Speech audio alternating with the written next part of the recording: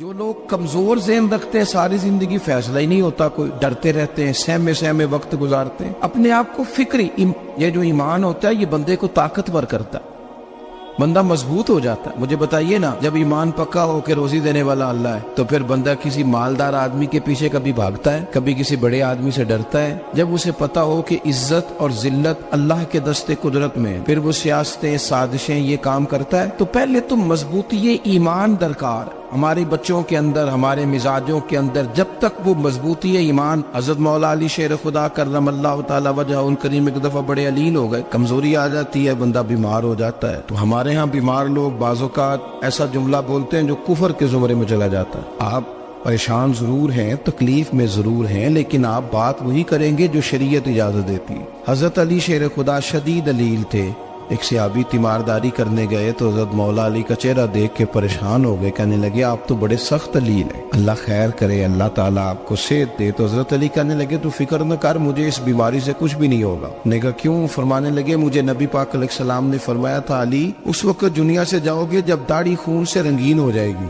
تو اس کا مطلب ہے میں خنجر کے وار کے ساتھ شہید کیا جاؤں گا، میں بیماری سے دنیا میں نہیں جاؤں گا، میں یہ بیماری سے مجھے کچھ بھی نہیں ہوگا، اللہ مجھے شفا دے دے گا، چونکہ حضور نے فرمایا کہ ساڈے نبی دی زبان ساڈے واسطے قرآن۔ تو سب سے پہلے تو اپنے ایمان کے اندر، توکل کے اندر مضبوطی پیدا کریں۔ مسلمان دیکھو نا، نماز پڑھنے سے روزی میں برکت ہوتی ہے، تو پھر اس کا مطلب یہ ہے کہ جب ٹائم آئے نا نماز کا تو گاہک جتنے مرضی کھڑے ہوں پھر دکان بند کرنی چاہیے، پھر نماز پڑھنی چاہیے، کیونکہ روزی تو اللہ نے دینی ہے، گاہکوں نے تو دینی۔ تو سب سے پہلے ضروری ہے مضبوطی ایمان، توکل، اللہ کی ذات پر بھروسہ۔ آپ کبھی میدان کربلا کا پورا نقشہ اپنے سامنے رکھیں نا، دو چیزیں ہیں، امام حسین کو نظر آ رہا ہے اب شہادت ہو جائے گی، اتنی بڑی فوج آئی ہے، خدا کی حکمت کے تقاضے سمجھ میں آ رہے ہیں، حالات کیا ہوں گے سمجھ آ رہی، پر ایک لمحے کے لیے بھی ان کا توکل کمزور نہیں ہوا۔ اپنے رب پر جو مضبوط بھروسہ ہے، سیدہ طیبہ طاہرہ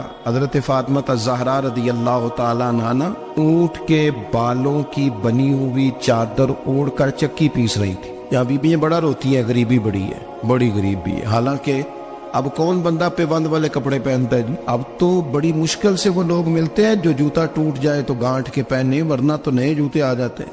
حضرت سیدہ پاک اونٹ کے بالوں کی بنی ہوئی چادر اوڑھ کے چکی پیس رہی تھی۔ نبی پاک صلی اللہ علیہ وسلم نے دیکھا، آنکھوں میں آنسو ضرور آئے، پر محبوب نے فرمایا فاطمہ دنیا میں تھوڑی سی تکلیف برداشت کرو، قیامت کی ساری عزت اللہ آپ کو ہی عطا فرمائے گا۔ تو توکل کی مضبوطی، اللہ کی ذات پر بھروسہ، اپنے رب کریم کے ساتھ امیدوں کا وابستہ کرنا، اس سے مضبوطی آئے۔ دوسرا فرمایا وَآمِنُوا الصَّالِحَاتِ، بہترین عمل کیا جائے زندگی میں، نیک اعمال کیے جائے، وقت ضائع نہ کیا جائے، ہر وقت کوئی نہ کوئی کام بندہ کرتا رہے۔ یہاں بہت سارے لوگ ہیں جن کو لوگ نیک کہنا شروع کر دیتے ہیں نا، وہ سمجھ لیتے ہیں شاید ہم سچی مچی نیک ہیں۔ لوگ جو کہتے ہیں حضرت صاحب کی بلا، پیر صاحب کی بلا، میں یہ طالب علموں کو، دوستوں کو، بلکہ اپنے آپ کو بھی کئی دفعہ کہتا رہتا ہوں، اپنے آپ کو سمجھاتا ہوں کہ یہ لوگ تجھے کہہ رہے ہیں حضرت صاحب، یہ تو رات کو تو اپنے آپ سے پوچھنا، اپنے رب سے پوچھ، کبھی موقع ملے تو اپنی گریبان میں جھانک، غور کر کے تیری کیفیت کیا ہے، تنہائی میں تیرا دل اللہ سے جڑتا ہے کہ نہیں،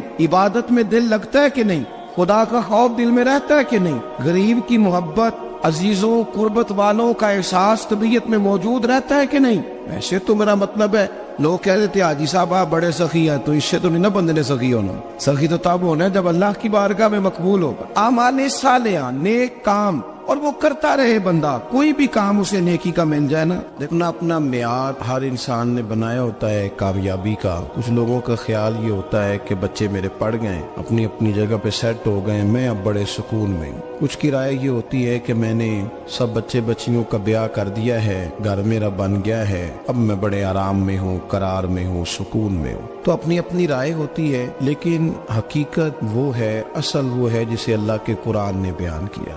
اللہ کریم نے فرمایا والعصر، اے محبوب علیہ السلام ہمیں آپ کے زمانہ مبارکہ کی قسم ہو، ان الانسان لفی خسر، فرمایا بے شک انسان خسارے میں، نقصان میں۔ اپنے تئیں کوئی دعویٰ کر لیتا ہے، آپ دیکھتے ہیں کہ بہت سارے لوگوں کے دعوے اپنے اپنے ہوتے ہیں نا۔ کسی بھی طالب علم سے آپ پوچھیں پیپر دے کے آئے تو پیپر کیسا ہوا ہے، تو کیا کہتا ہے؟ جب کینڈیڈیٹ الیکشن لڑتے ہیں تو رات کو جب وہ سوتے ہیں تو سارے جیت کے ہی سوتے ہیں، ان کو سب یہی کینڈیڈیٹ الیکشن لڑتے ہیں تو رات کو جب وہ سوتے ہیں تو سارے جیت کے ہی سوتے ہیں.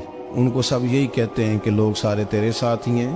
حالات یہ جتنے بادشاہ حکمران ہوتے ہیں ان کے بگڑنے کی بنیادی وجہ ہوتی ہے کہ یہ خوش فہمیوں میں مبتلا ہوتے ہیں. ہم میں سے بھی ڈھیر سارے لوگ ہیں جو خوش فہمیوں میں مبتلا ہیں. کچھ کہتے ہیں جناب ہماری نسبت بڑی تگڑی ہے.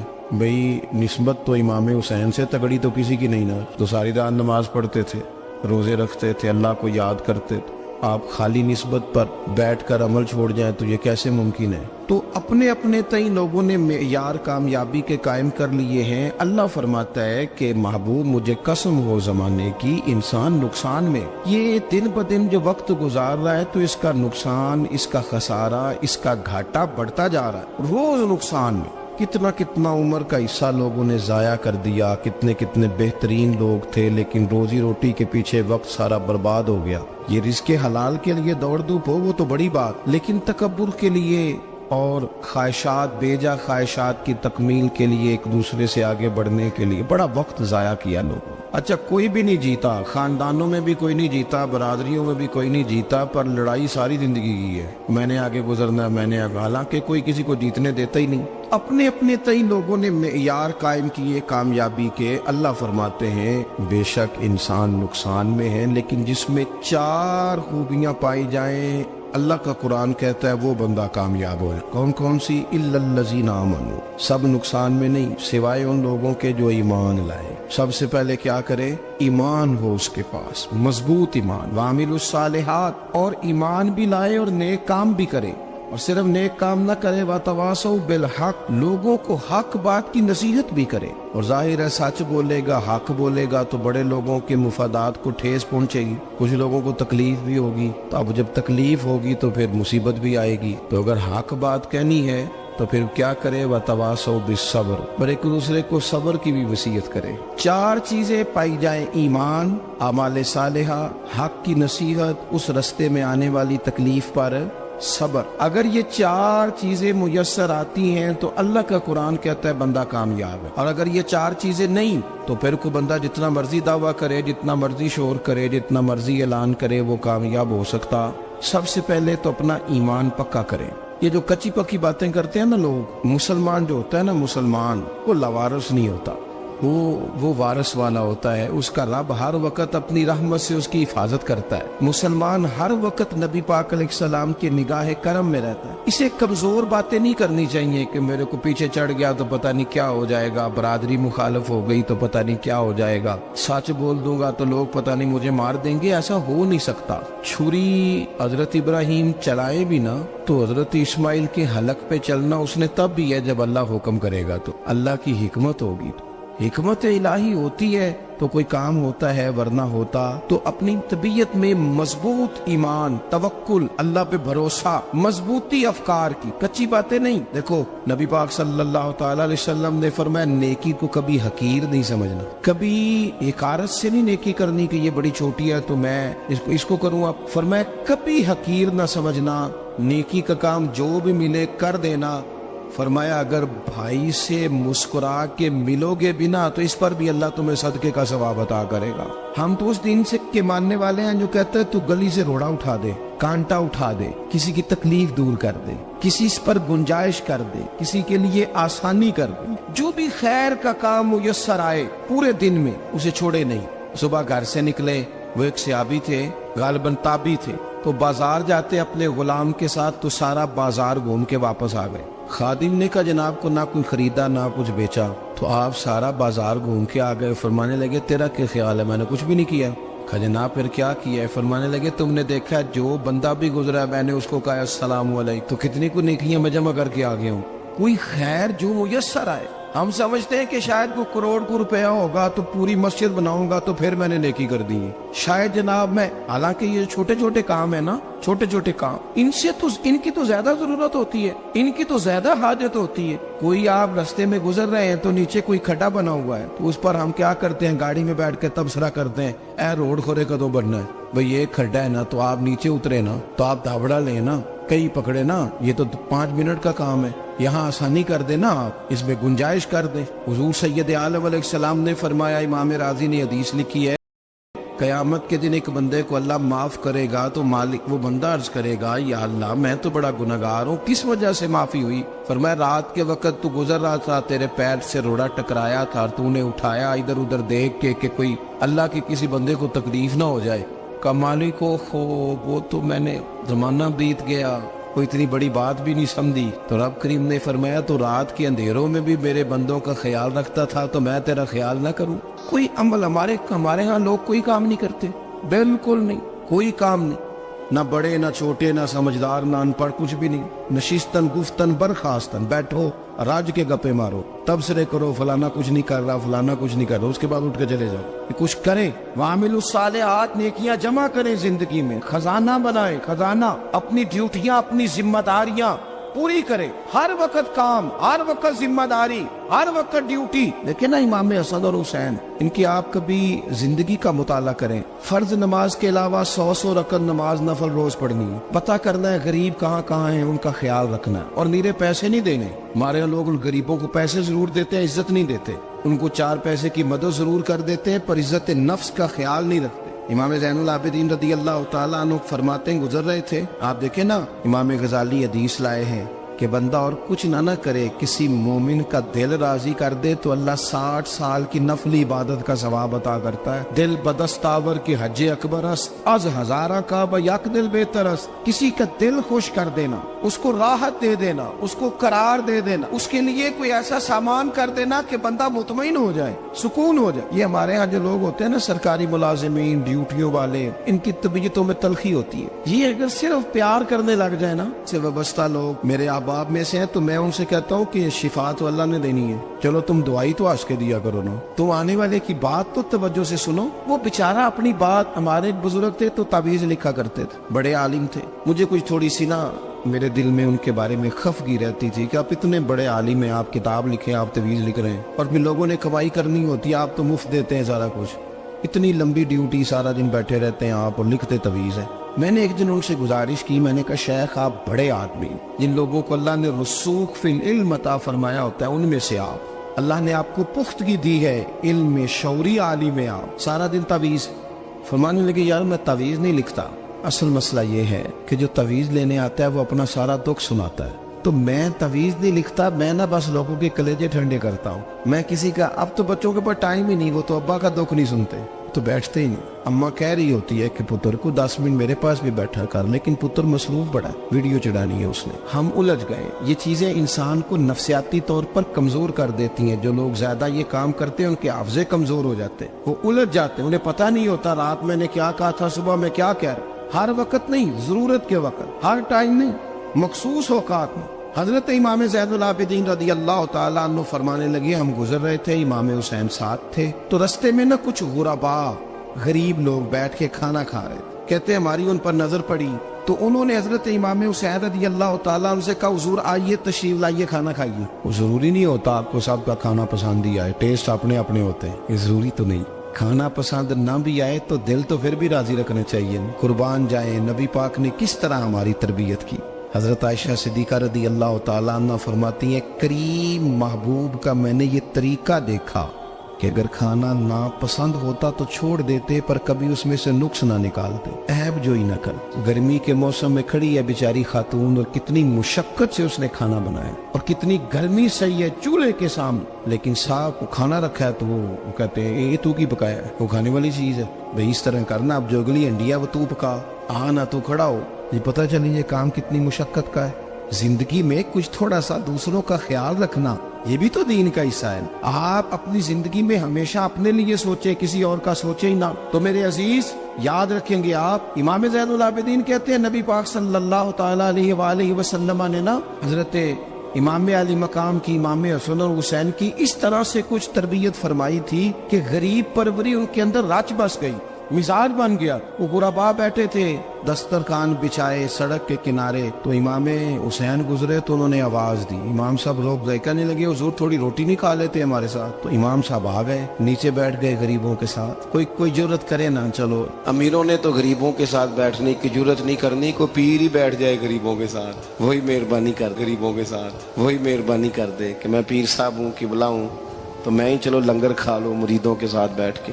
ہماری تو محفلوں میں بھی نا جی نعت خانوں کا، مولویوں کا، دوسروں کا کھانا اور ہوتا ہے، اور غریب آدمی کو شاپر میں چاول ڈال کے دیتے ہیں، ساتھ اسے کہتے ہیں یہ لنگر شریف ہے۔ بھئی اگر یہ شریف ہے، تبرک ہے، تو اے پیر صاحب نو نہیں سی لنگدا، اڑتا ہے گلے میں لنگر ان کو۔ یہ لنگر شریف جو ہے یہ نعت خان کو بھی تو گزرنا تبرک ہے کہ نہیں؟ ہاں نہ تو کرو نا، تو جیڑی زیادہ تبرک والی شے ہے وہ پیرانو بھی تو کھانی چاہیے نا، نعت خان کو اس کے لیے لہدا سے مرغ مسلم اعلیٰ کھانے۔ میں اکثر دوستوں سے کہتا ہوں چلو میلاد شریف پہ صحیح سب کے لیے اچھا کھانا پکاؤ، چلو جس غریبوں کے بچوں کو بیچاروں کو سارا سال وہ بوٹیوں کے لیے لڑتے ہیں، تم میلاد پہ اچھی روٹی پکا دو، تو بچہ جب کھائے گا نا بہت ساریاں بوٹیاں اور چاول، اور اپنے ابا سے پوچھے گا کہ ابا جی آج کی گل ہے، تو ہو سکتا ہے غریب باپ روئی پڑے اور اسے کہے پتر تو آج راج راج کے کھاج ساڈے نبی پاک دا میلاد شریف۔ تو امام حسین رضی اللہ تعالیٰ عنہ نا آ کے غریبوں کے بیچ بیٹھ گئے زمین پہ، انہوں نے کہا کھائیے، تو وہ جس طرح وہ کھا رہے تھے نا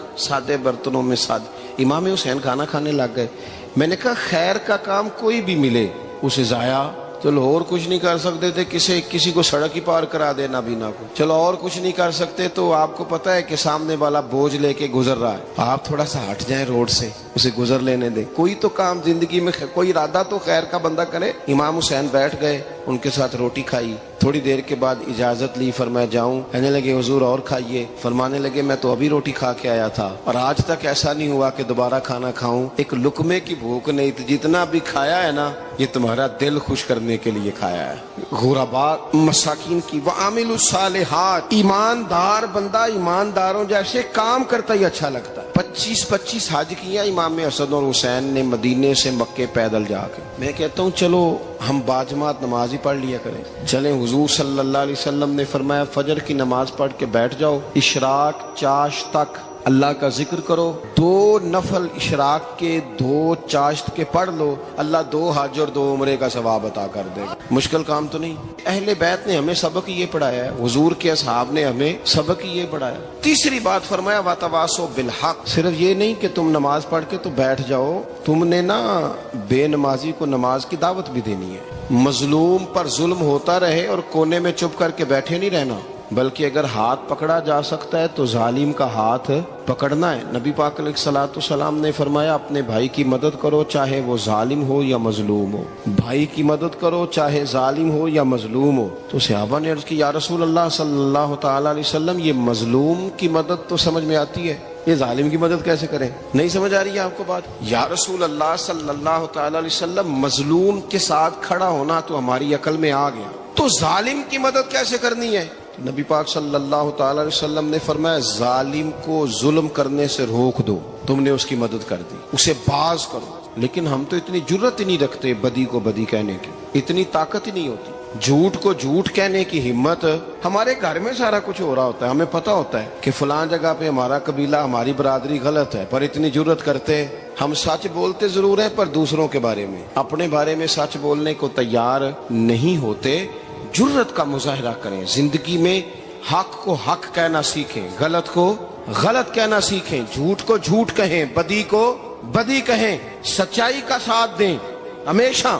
ہم نے جب تک دیکھو نا ظلم ہوتا رہے، زیادتی ہوتی رہے، اپنا دروازہ اندر سے بند کر لو، پتر باہر نہ جانا، کیوں جی باہر اس پہ ظلم ہو رہا ہے، ان کے گھر آگ لگی ہے، کوئی ہمارے گھر تو نہیں نہ لگی۔ یاد رکھنا پڑوسیوں کی آگ نہ بجھاؤ گے تو اپنے گھر بھی آ جائے گی۔ اگر مظلوم کا ہاتھ نہیں پکڑو گے تو ظالم دلیر ہو جائے گا۔ اور ہمارے جتنے بھی بزرگ گزرے انہوں نے ظالموں کو ظالم کہا۔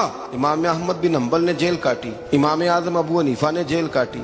آج کل لوگ کہتے ہیں مولانا صاحب آپ نے نا جناب غلط کو غلط نہیں کہنا، سیاست کی بات نہیں کرنی۔ کیوں جی کس لیے نہیں کرنی؟ سیاست تو تدبیر کا نام ہے۔ بنو اسرائیل میں جتنی بھی تدبیر ہوتی تھی وہ سارے انبیاء کیا کرتے تھے۔ کیوں نہ بات کریں، یہ جن کرسیوں پہ آج تم نے ظالموں جابروں کو بٹھایا، یہ کرسی تو حضرت ابوبکر صدیق جیسے لوگوں کی ہے، یہ تو حضرت عمر جیسے لوگوں کی سیٹ ہے، حضرت عثمان غنی جیسے لوگوں کا کام ہے، مولا علی جیسے لوگوں کا کام ہے۔ غلط جگہوں پہ غلط لوگ بٹھا دی اور پھر جھوٹے کو جھوٹا بھی نہ کہیں، ظالم کو ظالم بھی نہ کہیں۔ ہم سے نہ رقم ہوں گے قصیدے یزید کے، کیونکہ ہم لوگ تو حسین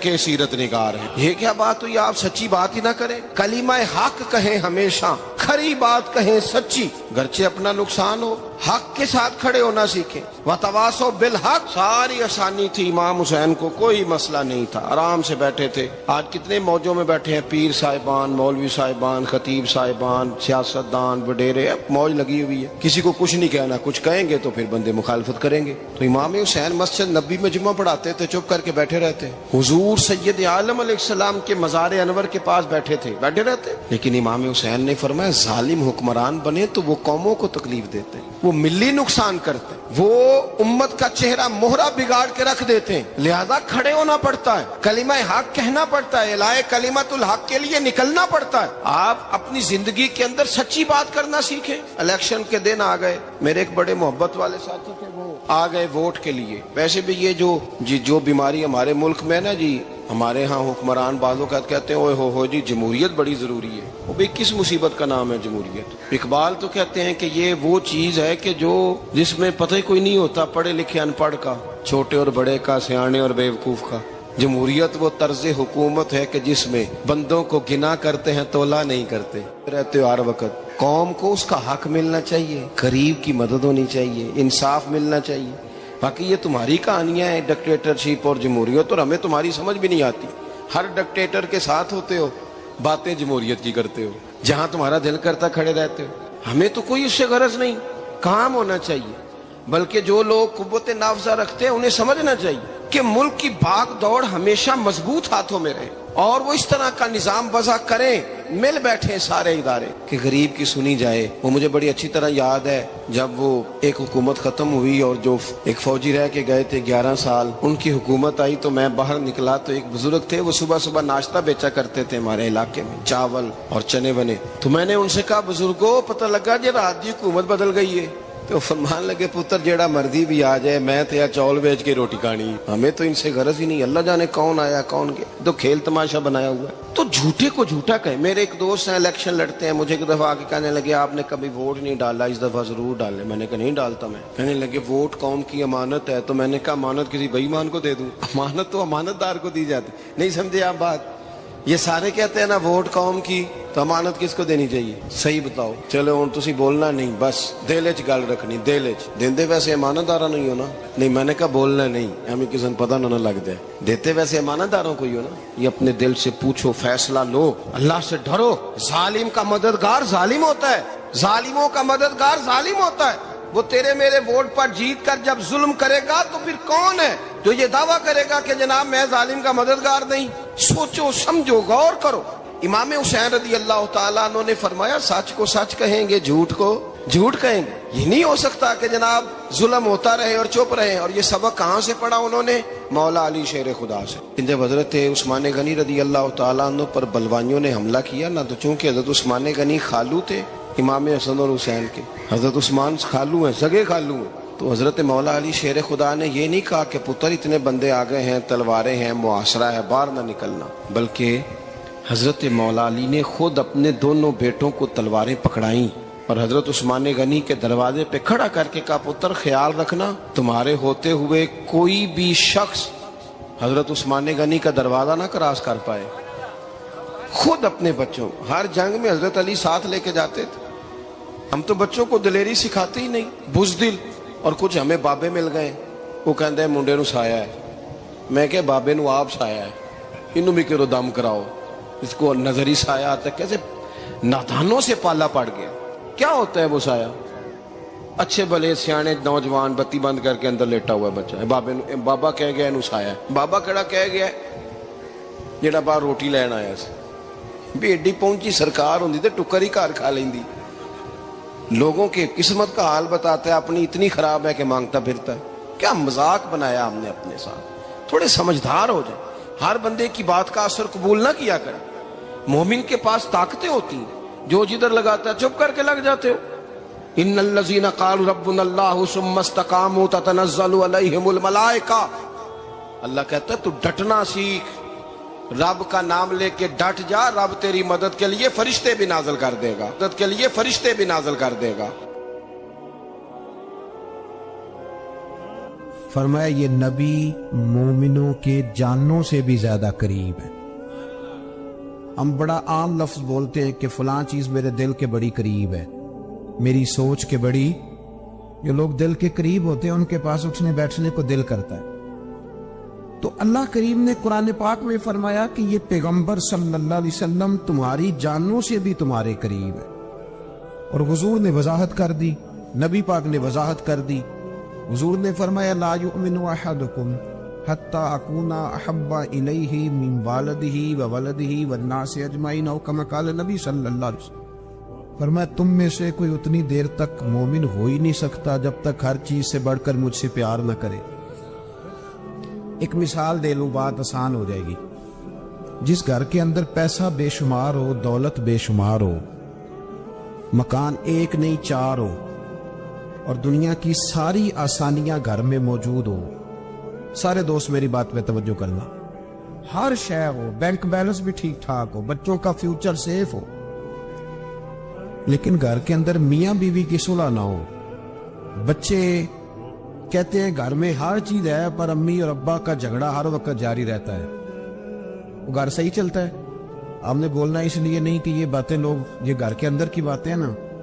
حالانکہ پاکستان کا تجزیہ یہ ہے کہ 95% میاں بیوی کے حالات ٹھیک نہیں. پاکستان یہ سرکاری اعداد و شمار ہے. 95% گھروں میں اختلاف رائے. یہ بات ذہن میں بٹھا لیں کہ میاں بیوی کا اگر اتفاق نہیں نہ ہوتا تو وہ کہیں کہ گھر میں کوئی بھی خوشی رہے گی تو یہ ممکن ہی نہیں، یہ سوال ہی نہیں پیدا ہو. 6 بچے ہوتے ہیں اور شادی کو 24 سال گزر جاتے ہیں، پھر بھی طلاق ہو جاتی ہے. اس لیے کہ میاں بیوی کے لیے سب سے ضروری چیز آپس کی محبت ہے. اور یار کیا خوبصورت انداز ہے میرے رسول پاک علیہ السلام کا. جتنی شاندار طبیعت حضور نے مولا علی شیر خدا کی تھی اتنی کوئی کر سکتا ہے؟ اور جتنی اعلیٰ ترین تربیت اور حسن سیدہ فاطمہ کو اللہ نے دیا کسی اور کو مل سکتا ہے؟ لیکن میرے نبی پاک علیہ السلام نے ان کی شادی کے بعد ان کو اکٹھے بٹھا کے ان کے سر آپس میں جوڑ کے ہاتھ اٹھا کے دعا کی تھی کہ اے اللہ ان کے درمیان محبت پیدا فرما دے. میاں بیوی کے درمیان جو سب سے اہم چیز ہے وہ محبت ہے. بچے کہتے ہیں ہم کدھر جائیں، ابا کی سنے کہ اماں کی سنے؟ اور اکثر گھروں میں بچوں کی تربیت رک جاتی ہے اس لیے کہ میاں بیوی کا سلوک نہیں ہوتا، تباہی اتر جاتی. گھر کے اندر ہر شے ہے پر ان کا پیار نہیں. پتہ یہ چلا کہ گھر میں محبت نہ ہو تو گھر نہیں چلتا. اگر محبت کے بغیر ایک گھر نہیں چل سکتا تو محبت مصطفیٰ کے بغیر دین کیسے چلے گا؟ گھر نہیں چلتا میرے بھائی، ٹوٹ جاتا ہے، بکھر جاتا ہے. سارا کچھ ہونے کے باوجود میں نے مردوں کو روتے ہوئے دیکھا ہے، عورتیں تو روتی ہیں، میں نے مردوں کو روتے ہوئے دیکھا.